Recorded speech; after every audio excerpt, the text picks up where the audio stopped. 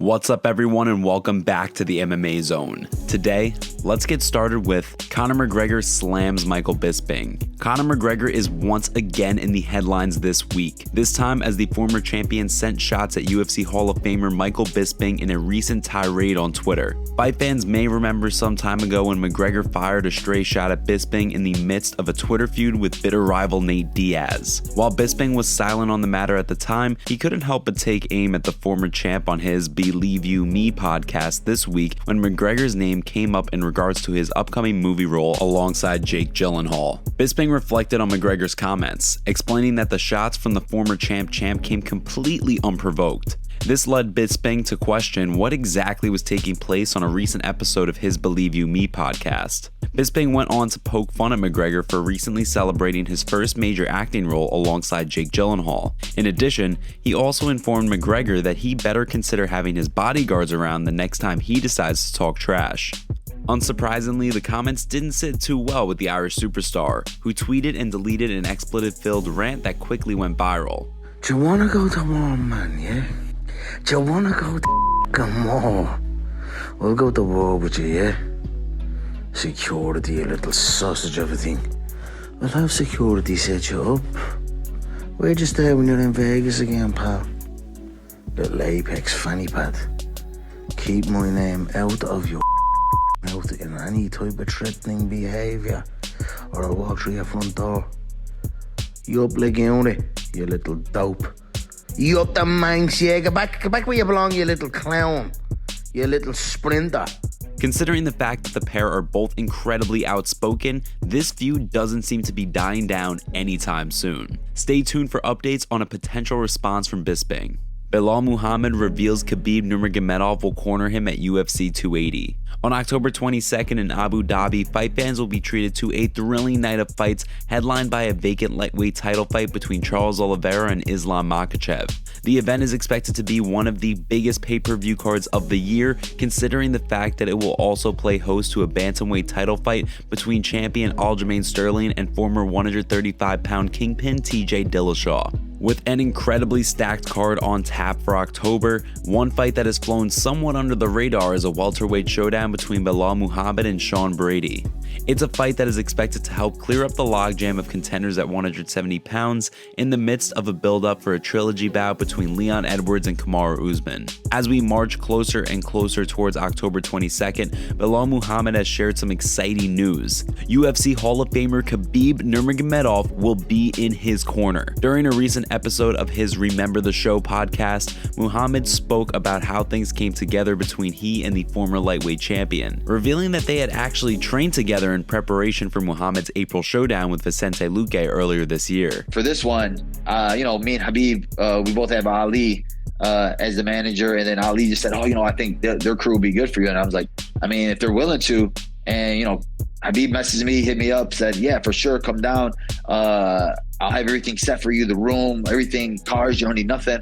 For the number 5 ranked Muhammad, the bout with Sean Brady is a high stakes one. Currently just shy of a title shot, a win over the number 8 ranked Brady could help him make his case for a number 1 contender bout. Should he emerge victorious from UFC 280, there is a short list of fighters who will be ranked above him. Considering how close Muhammad is to a title shot, the eyes of the 170-pound division will be focused on him this upcoming bout in Abu Dhabi. Next up, Daniel Cormier tells Bo Nickal to calm down after Chimaev callout. Last month, Bo Nickal picked up the biggest win of his short professional career to earn himself a UFC contract. The win came on the heels of Nickal winning his 3rd professional fight and guaranteed him a spot to compete under the famed UFC banner. Immediately after the 52-second win, Nickal stunned everyone by calling out streaking prospect Khamzat Chimaev. The callout left many scratching their heads considering the fact that Chimaev is undefeated in his 12 professional fights.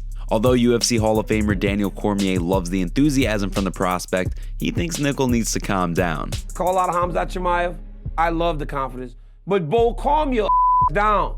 He'll tell me I'm crazy. He will. He'll tell me I'm crazy. But Khamzat Chimaev right now, it's too much. It's too much. He is not going to beat Khamzat Chimaev today. Now, down the line, he just might. He just might be a guy that can compete. But right now, he needs a little work. Chimaev is of course in the midst of figuring out whether his next fight will be at 170 pounds or 185 pounds after missing weight by a whopping 8.5 pounds prior to UFC 279. Although the initial plan was for Chimaev to move up to middleweight, he recently doubled back on his comments and called for a fight with Colby Covington. Fortunately for Nickal, the UFC has opted to book him with a much more evenly matched opponent in Jamie Pickett for December 10th at UFC 282. Considering the fact that both men compete at middleweight, a clash between the two hot prospects seems to be inevitable down the line. And before we continue, make sure you give that like button some love and be sure to subscribe to the MMA Zone for all of the latest news. Joe Rogan claims to have an 84% win rate when betting on UFC fights. Longtime UFC commentator Joe Rogan has seen his stock drop considerably with fans in recent years. While Rogan is still widely regarded as one of the most knowledgeable individuals when it comes to MMA, a recent claim has even the most loyal fans questioning him. According to Rogan, who spoke on a recent episode of the Joe Rogan Experience, when he would bet on fights, he would win at an astonishing 84% rate. I used to bet on UFC. Really? Even when I was commentating, I bet on it early on. I'm like, this is probably not legal. One of my business partners, he would come to a lot of the fights and I would give him, he would gamble. So when I stopped gambling, I would just say bet. And we were at like 84% success rate. It was so crazy. While it sounds as though Rogan wasn't actually putting any money down when he was winning at an 84% rate, the claim was still quick to spread around the MMA community like wildfire as fans criticized the longtime commentator for exaggerating things. Rogan's popularity has taken a sharp decline in recent years. Aside from creating waves with controversial guests and comments on his shows in recent years, Rogan has also fielded considerable criticism for what fans perceive to be poor commentating during broadcasts. From a lack of attention spent on doing research prior to fights to bias shown during the fights, fans have been calling for Rogan's replacement in the commentary booth for quite some time. Although the latest comments from Rogan certainly won't have any impact on his appearances in the commentary booth, they won't do him any favors with MMA fans going forward either. Comparing Ronda Rousey's pay between WWE and UFC. Ronda Rousey's time with the UFC was a roller coaster to say the least. From climbing the ranks and becoming one of the most popular fighters on the roster, to receiving considerable backlash for her actions towards the end of her career, there's certainly no love lost between Rousey and fight fans. Recently, during a live stream where the former champ played video games, she explained that the difference between UFC fans and WWE fans was that the MMA fans don't respect fighters. On the heels of the comments, Essentially Sports decided to do a deep dive into Rousey's pay under both the UFC and the WWE banners. As they have determined, Rousey's total pay under the UFC was tough to determine considering the fact that much of her pay came in the form of bonuses.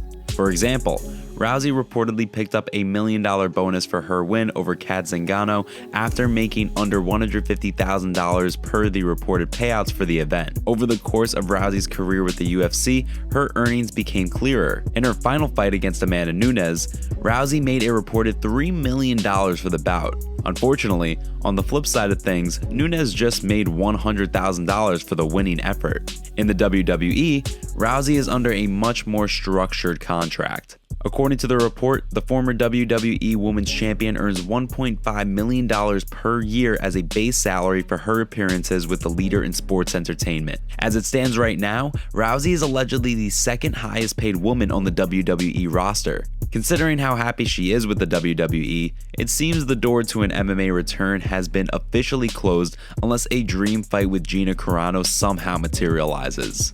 Thanks so much for joining us today. What do you make of what's going on in the fight world? Make sure to like this video and subscribe to the channel to stay up to date on all of the latest news from the MMA Zone. See you next time.